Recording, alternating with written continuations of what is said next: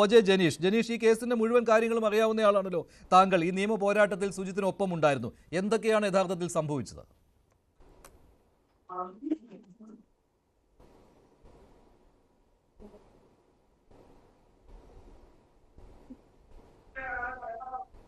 ജനീഷ് കേൾക്കുന്നില്ലേ? ജനീഷ്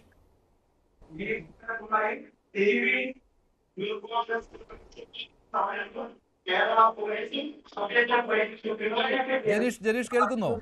2023 ഏപ്രിൽ മാസം 5-ാം തീയതിയാണ് സുജിത്തിന് ഇത്തരത്തിലുള്ള മർദ്ദനം ഏറ്റെടുക്കേണ്ടി വരുന്ന ഒരു സാഹചര്യം ഉണ്ടാകുന്നത്. സുജിത്തിന്റെ വീടിനോട് ചേർന്നുള്ള പ്രദേശത്ത് നിന്ന് 2 ചെറുപ്പക്കാരെ പോലീസ് അകാരണമായി അറസ്റ്റ് ചെയ്യുന്ന ഘട്ടത്തിൽ ആ വിഷയത്തിൽ സുജിത്ത് ഒരു പൊതുപ്രവർത്തകൻ എന്ന നിലയ്ക്കാണ് ഇടപെടുന്നത്. പോലീസ് സുജിത്തിനെ അവിടെ ജീപ്പിൽ ബലമായി പിടിച്ചു കയറ്റുന്നു, ജീപ്പിൽ മർദ്ദിക്കുന്നു. അതിനുശേഷം സ്റ്റേഷനിൽ കൊണ്ടുവന്ന്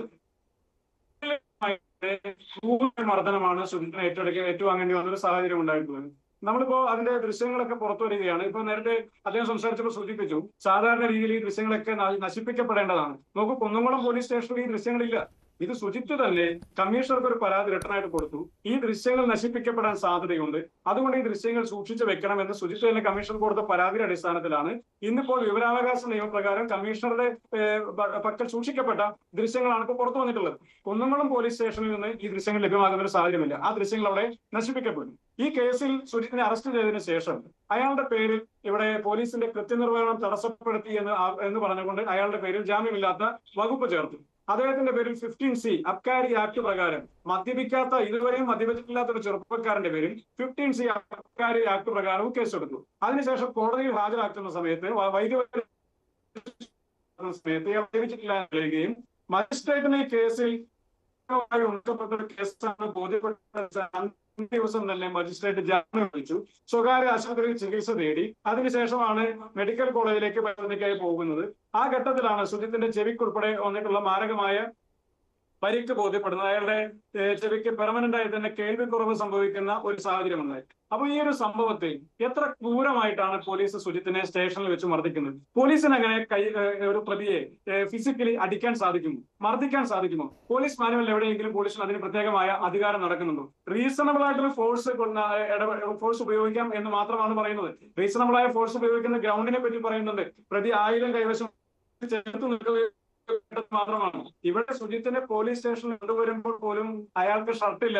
അയാളെ പോലീസ് പിടിച്ചുകൊണ്ടുവരുന്നു. അയാൾ പോലീസ് സ്റ്റേഷനകത്ത് വന്ന് നിൽക്കുമ്പോഴുള്ള സാഹചര്യങ്ങളൊക്കെ നമ്മൾ കാണുന്നതാണ്. ഇവർ ചുറ്റും കൂടിയെന്ന ഓരോ കാര്യങ്ങൾ ചോദിച്ച് അയാൾ മർദ്ദിക്കുകയാണ്. 2 കൈ പൊക്കിക്കൊണ്ട് മർദ്ദിക്കരുന്ന് ആവശ്യപ്പെടുമ്പോൾ പോലും ക്രൂരമായ രീതിയിലല്ലേ കുനിച്ചു നിർത്തിയ ഒരു പോലീസ് ഉദ്യോഗസ്ഥൻ മുട്ടുകൈ കൊണ്ട് ഇടിക്കുന്ന ഒരു സാഹചര്യം ഉണ്ടാകുന്നത്.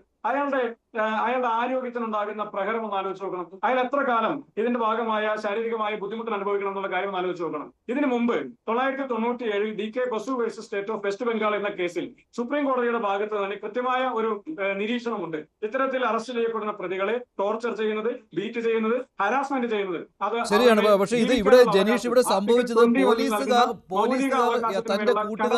തന്റെ കൂട്ടുകാരെ ജീപ്പിലേക്ക് കയറ്റാൻ ശ്രമിച്ചത് അത് പറ്റില്ല, അത് നിരപരാധികളാണ് അവർ എന്ന് പറഞ്ഞു പോയി എന്നുള്ള ഒറ്റ കുറ്റത്തിനാണ് പോലീസിന്റെ കൃത്യനിർവഹണത്തിൽ ഇടപെട്ടു എന്ന് പറഞ്ഞുകൊണ്ട് മറ്റുള്ളവരെ, കൂടെ ഉണ്ടായിരുന്നവരെ വിടുകയും സുജിത്തിനെ വണ്ടിയിലേക്ക് വലിച്ചിഴച്ച് കയറ്റുകയും ഷർട്ട് പോലും ഊരിക്കളയുകയും ജീപ്പിലിട്ട് അതിക്രൂരമായി മർദ്ദിക്കുകയും പിന്നെ പിടിച്ചുകൊണ്ടുവന്ന് പോലീസ് സ്റ്റേഷനിലിട്ട് മർദ്ദിക്കുകയും ചെയ്ത്. ഈ 4 പേരുകൾ ഒരിക്കൽ കൂടി പറയുകയാണ്. കുന്നംകുളം പോലീസ് സ്റ്റേഷനിൽ അന്നുണ്ടായിരുന്ന SI നുഹ്മാൻ, ഇയാളാണ് ആ ജീപ്പിൽ നിന്ന് ഇറക്കിക്കൊണ്ടുവരുന്നത്.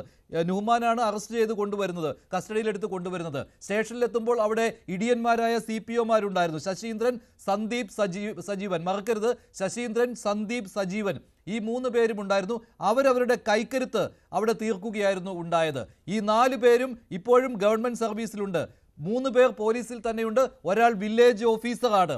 ഇവരൊക്കെ എന്ത് സേവനമായിരിക്കും ജനങ്ങൾക്ക് നൽകുന്നത് എന്ന് ആലോചിച്ചാൽ മതി. ഈ 2 വർഷവും ഈ 4 പേരെയും സംരക്ഷിച്ചു വരികയായിരുന്നു. ആഭ്യന്തര വകുപ്പിൽ നിന്ന് ചെറിയ എന്തോ അച്ചടക്ക നടപടി സ്വീകരിച്ചു എന്നാണ് ഇവിടെ ജനീഷ് പറയുമ്പോഴാണ് വ്യക്തമായത്. കുന്നംകുളം പോലീസ് സ്റ്റേഷനിൽ നിന്ന് ഈ ദൃശ്യങ്ങൾ, ഈ CCTV ദൃശ്യങ്ങൾ നശിപ്പിച്ച് കളഞ്ഞിരുന്നു, ഒരു നടപടിയും ഉണ്ടാകാതിരിക്കാൻ. കമ്മീഷണർ ഓഫീസിൽ സൂക്ഷിച്ചിരുന്ന ദൃശ്യങ്ങളാണ് പുറത്തു വരുന്നത്.